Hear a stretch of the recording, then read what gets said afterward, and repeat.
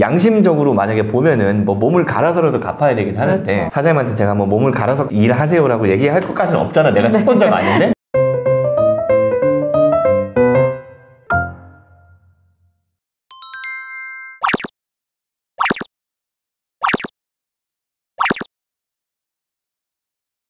안녕하세요, 김민성 변호사입니다. 안녕하세요, 하남에서 입니다. 이 전 시간에 그죠? 개인회생 접수하기 전까지 어떤 그 여정들을 우리가 얘기를 했는데 사실 별거 없었다. 네. 별거 없었죠. 네. 기본적으로 우리는 개인회생을 뭐하러 하는 거예요? 변제금을 좀 빚을 탕감받기 위해서. 그죠? 내가 돈을 못 버는데 빚이 네. 막 너무 많아졌으니까 이거 좀 깎으려고 하는 거잖아요. 맞아요. 그러면 내가 빚을 깎아달라는 자료들을 제출을 해야 되고 네. 그 자료들 모아가지고 개인회생 개시 신청서를 작성을 한단 말이에요. 네. 그럼 뭐에 대한 자료들이 있어야 돼요? 첫 번째가 내가 빚이 얼마인지 우리가 자료를 내야 되겠죠. 두 번째는 내가 얼마를 버는지를 알아야지. 네. 많이 벌면은 야 많이 갚어, 적게 벌면은 적게 갚어, 이렇게 될 거니까. 세 번째는 재산이 엄청 많으면 깎아줄 이유가 없잖아요. 그렇죠. 그리고 내가 아무리 깎아줘도 재산보다 더 깎아주는 건 이건 말이 안 된단 말이에요. 내가 빚을 갖고 있으면 최소 그 재산만큼은 갚아야 되는데 네. 그걸 우리가 이제 청산 가치라고 이제 회생에서 얘기를 하는 거고, 네 번째는 기타 우리가 더 빼줬으면 하는 것들을 법원에다가 요구를 하는 거야. 우리는 대상이 뭐가 있었어요? 월세. 월세 있죠, 월세. 네. 그래가지고 최종적으로 요 변제 계획 안이라는 걸 우리가 법원에 제출을 해서 수정을 여러 번 할 거예요, 수정을. 그래서 일단 빚에 대해서 우리가 얘기를 하면 짧게 얘기해보죠. 우리 빚 얼마예요? 1억. 그죠? 빚 1억이죠. 담보대출은 우리가 2천이고 네, 맞아요. 무담보대출은 8천 정도란 말이에요. 근데 여기에 개인회생 채권자 목록에 보면 담보부 회생채권액은 얼마로 되어 있어요? 1000 정도로, 990, 1000으로 되어 있잖아? 네. 근데 무담보 회생계획안은 9,500으로 되어 있잖아요. 네. 네. 이게 우리가 아는 담보대출이랑 좀 차이가 있잖아. 차량 가격에 이제 예상 환가액이라는 게 있잖아요. 우리 차 얼마짜리예요? 원래는 3,400에 매입했지만 지금 한 2,000 정도? 그죠. 지금 중고니까 중고 시세가 네. 2천 정도 한다 2,000 정도 치면 나왔어요. 그 2천에 50% 정도만 일단 변제될 거라고 생각을 하는 거야. 왜냐면 이게 차가 2,200에 팔릴지 1,800에 팔릴지 팔지 모르니까. 1,700에 팔릴지 모르잖아요. 네. 만약에 우리가 2천을 이빠이로 만약에 적어놨어. 그리고 변제 계획안을 막 짰단 말이야. 근데 차가 1,000만 원에 팔렸어. 그러면은 일반 회생채권이 1,000만 원이 늘어나게 되는 거잖아요. 어떤 얘기인지 네, 아시죠? 네. 2천만 원을 우리가 기준으로 들어갔는데 차 팔아가지고 예상보다 훨씬 적게 1,000만 원밖에 안 팔렸으면은 네. 기존에 있는 채권자들이 자기가 받아가는 돈이 줄어든다고 느끼는 거야. 네. 그러니까 그냥 애저녁에 한 차는 시세의 50% 정도로 팔린다? 약간 이런 느낌으로 일단은 변제 계획안들을 다 짜고 네. 그 다음에 만약에 더 비싸게 팔리면 얘네들한테 돌아가는 몫이 더 크겠죠. 그 다음에 우리 수입. 우리는 이제 사업자니까 사업소득이 있을 거잖아요. 사업자 얼마나 됐어요? 이제 1년 조금 넘었어요. 1년 내내 번 돈은 얼마 정도 되는 것 같으세요? 얼마 안 돼요. 월에 거의 뭐 한 150? 아니야. 내가 봤을 때는 우리가 1년 동안 사업한 거에서 네. 월세 빼잖아요? 그러면 거의 똔똔일걸? 그래가지고 우리가 작년 1월에 시작해가지고 6월달까지는 거의 사실 계속 마이너스였잖아? 네. 그거는 우리가 덜어내버렸어. 네. 그리고 소득이 조금 발생한 7월부터 12월까지 6개월 가지고만 네. 대표님 사업소득을 계산해 봤는데 그래봐야 150인 거야. 이 얘기를 왜 드리냐면 이 월급쟁이들은 내가 받는 소득이 딱 일정하니까 우리가 더 번다 덜 번다 뭐 이걸 할 수가 없어. 우리 사업소득자들은 사실 우리가 입맛대로 많이 버는데 지금 줄인 건 아니잖아요. 네. 어떻게든지 회생을 한번 해보겠다고 적게 버는 거를 많이 버는 것처럼 우리가 지금 이렇게 해놓은 거잖아. 맞아요. 사실은. 네. 개인 사업자들은 사실은 조금 실력이 있는 사무실에 맡기는 게 사실 좋아요. 이게 뭐 우리가 대단히 실력이 있다기보다 이건 되게 간단한 거고 훨씬 더 복잡한 사건들이 있으면 거기에는 우리가 메인 매출을 어떻게 잡을지를 좀 자유도가 좀 높단 말이에요. 그래 봐야 우리는 한 달에 150이거든. 그러면 최저 생계비가 얼마인지 아세요? 140, 뭐 3만 얼마인가 그래. 네네네. 그럼 한 달에 얼마 갚아야 돼? 7만 원. 그러니까 말이 안 말이 안 되잖아요. 돼요. 아니 우리가 빚이 네. 1억인데 한 달에 맞아요. 7만 원씩 36개월 갚으면 얼마야? 한 200 갚고 끝나는 거, 250 갚고 말이 끝나는 안 거. 이건 되죠. 말이 안 되잖아. 네. 그래서 알바를 시작했죠. 그래가지고 우리가 알바 소득까지 여기 네, 올렸단 포함해서. 말이야. 그래서 알바 소득이 우리가 50만 원 정도 잡았고 네. 그래가지고 개인회생하는 우리 이제 소득을 여기 정하는 거에서 200 소득 기준으로 이제 들어가는 거예요. 네. 근데 이제 우리가 지금 3월 달인데 1, 2월 달에 장사가 조금 더 잘 됐다면서요. 네. 그러면은 이제 우리가 외부회생위원회에 배정이 됐으니까 너무 적다. 그럼 뭐 1, 2월 달 사업소득도 한번 갖고 와봐라. 아니면은 뭐 기간을 좀 늘려줘라. 뭐 이런 식으로 우리는 36개월 기준으로 가서 지금 10몇 프로인데 너무 적으니까 60개월 갚아라. 이 개인회생에서 최저로 법원에 요구하는 게 몇 프로인지 아세요?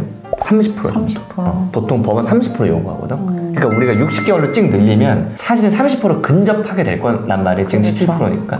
네. 늘리라고 할 수도 있어. 그럼 우리는 어떻게 해야 돼? 소득을 좀 올려야 되지 않을까요? 뭐 그래도 되고 아니면 봐달라고 그냥 하는 거지. 봐달라고 하면 봐주나요? 엄청 불쌍하다. 막 그 봐달라고 하는 거예요. 그러면 막 이렇게 막 해야 되는 거야. 네. 아시겠죠? 네. 어쨌든 우리는 그래가지고 지어짜도 사업소득으로만으로는 회생이 안 되니까 알바까지 해가지고 실제 하시잖아요. 맞아요. 그럼 좀 더 하면 되잖아. 그럼 업장을 유지하는 의미가 없지 않을까요? 아 그런가? 네. 하여튼 좀 더 하면 더 갚아야 되니까 네, 사실 맞아요. 적절하게 네. 적절하게 그죠? 적절하게 하는 거예요. 이건 양심적으로 만약에 보면은 뭐 몸을 갈아서라도 갚아야 되긴 하는데 그렇죠. 사장님한테 제가 뭐 몸을 갈아서 일하세요라고 얘기할 것까지는 없잖아. 내가 채권자가 아닌데. 네네. 그죠? 적절하게 우린 갚아주면 되니까. 그렇죠. 그 다음에 세 번째가 재산 목록이잖아요. 네. 사실 재산이 뭐가 있어요? 보증금 정도? 예금 130만 원 있었거든요. 네. 이거밖에 없어요. 그러게요. 우리가 예금 130만 원 있었는데 185만 원은 예금에서 빼줘요. 네, 그러니까 예금도 하나도 없다. 보험도 우리가 예상 환급금이 30만 원 정도가 있었는데 이것도 150만 원은 또 빼줘요. 그러니까 보험도 없다. 그러면 이제 가계 임차 보증금 1000만 원 요거. 그 다음에 시설 비품 335만 원. 이거 진짜 335만 원치예요? 이거 우리가 얼마 주고 샀는데? 아, 이것보단 더 비싸게 주고 샀는데. 그치, 훨씬 비싸게 주고 샀잖아. 그렇죠. 근데 그거를 중고로 판매하면 어쨌든 가치가 다 떨어져 있으니까. 재산 목록에 대해서 보정이 나올지는 모르겠지만 네. 네가 임마 얼마 전에 1,500 주고 산 건데 이게 150이라는 게 말이 되냐? 이런 식으로 나와가지고 더 반영해 이룰 수도 있어요. 근데 사실은 그러기 힘든 게 이게 유명하게 막 이렇게 뭐 그게 아니잖아. 그냥 뭐 네. 아는 사람들이나 쓰는 거지. 네, 맞아요. 예를 들어 이게 우리가 뭐 유튜브 촬영하는 데인데 되게 좋은 소니 카메라 500만 원 주고 샀는데 1년도 안 됐는데 50만 원. 그걸 누가 믿어요? 그거를. 그러니까요. 쉽게 거래가 좀 되고 어떤 시세라는 게 정해져 있는 거면은 우리는 그게 아니잖아. 그냥 아니죠. 아무도 안 쓰잖아 사실 맞아요. 이거를. 그러니까 대충 막 이렇게 잡는 거예요. 보정 나올 수도 있어요 이거는. 그래서 추가 생계비. 네. 추가 생계비는 대표적인 게 뭔지 아세요? 애기들. 그러니까 애기는 무조건 빼주고. 자녀는 무조건. 그거 내가 키워야 되니까 그렇죠. 그거는 아무리 빚쟁이라도 그래도 애는 좀 키워야 되잖아요. 다만 배우자가 돈을 엄청나게 잘 번다. 그럼 부부가 공동으로 키워야 되니까 그렇죠. 안 빼주지. 안 빼주죠. 넌 빚도 안 갚는데 남편이 이렇게 돈을 잘 버는데 무슨 애기 것까지 또 빼달라 그러냐. 그런 식으로 되게 좀 추가 생계비인데 유동적이에요. 유동적이야. 네. 심지어 이거 내가 가끔 말씀드린 개 키우세요? 개 뭐 사료값만 뭐 이거 빼달라는 사람도 있거든요. 근데 웃긴 게 빼주는 경우가 있어요. 아, 진짜요? 있어. 근데 그거는 어떤 경우냐면 내가 거의 100% 갚아. 야, 우리 개한테 한 달에 50씩 들어간다.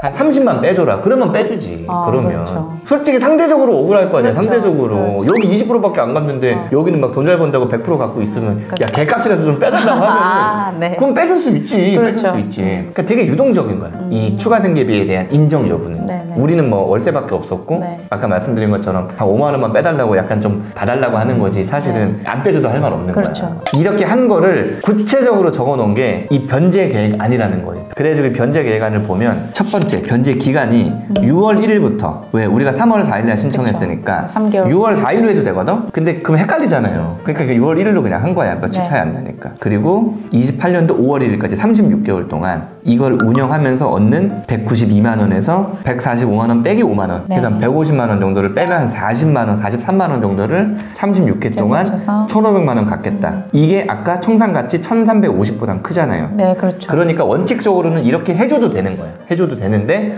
왠지 해줄 리가 없다. 왠지 그냥 너무 적게 갚는 거잖아. 그렇죠. 그래가지고 우리는 그 채권자 목록 중에서 네. 우선 변제되는 애들은 이런 애들이 있다. 이렇게 적어놨고 네. 그 미약정 채권, 요거는 미약정 개인회생 채권은 아까 그거 확정이 안 됐잖아요. 아직까지. 네. 차량이 1,000만 원에 팔릴지 그렇죠. 2,000만 원에 팔릴지 모르니까 그거에 대해서는 우리가 어떤 식으로 변제하겠다. 1,000만 원에 팔리면은 그대로 가겠다. 1,500만 원에 팔리면은 그 회생 채권에서 500만 원을 뭐 덜어내겠다. 2,000만 원에 팔리면 아예 그냥 다 빼겠다. 이런 식으로 이렇게 적어 놓은 거예요, 여기. 네.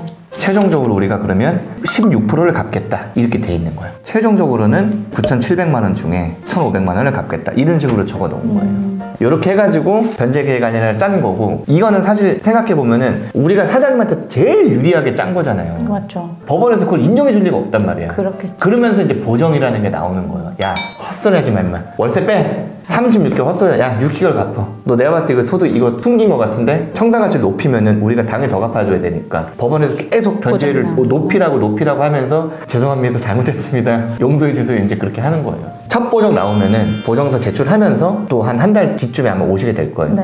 이런 보정이 왜 나왔고 어떤 식으로 우리가 처리했는지 그거 다시 영상으로 찍도록 하시죠. 네, 알겠습니다. 일단 금지 명령 안 나온 거 이건 처리해 드릴게요. 네, 아시겠죠? 감사합니다. 감사합니다.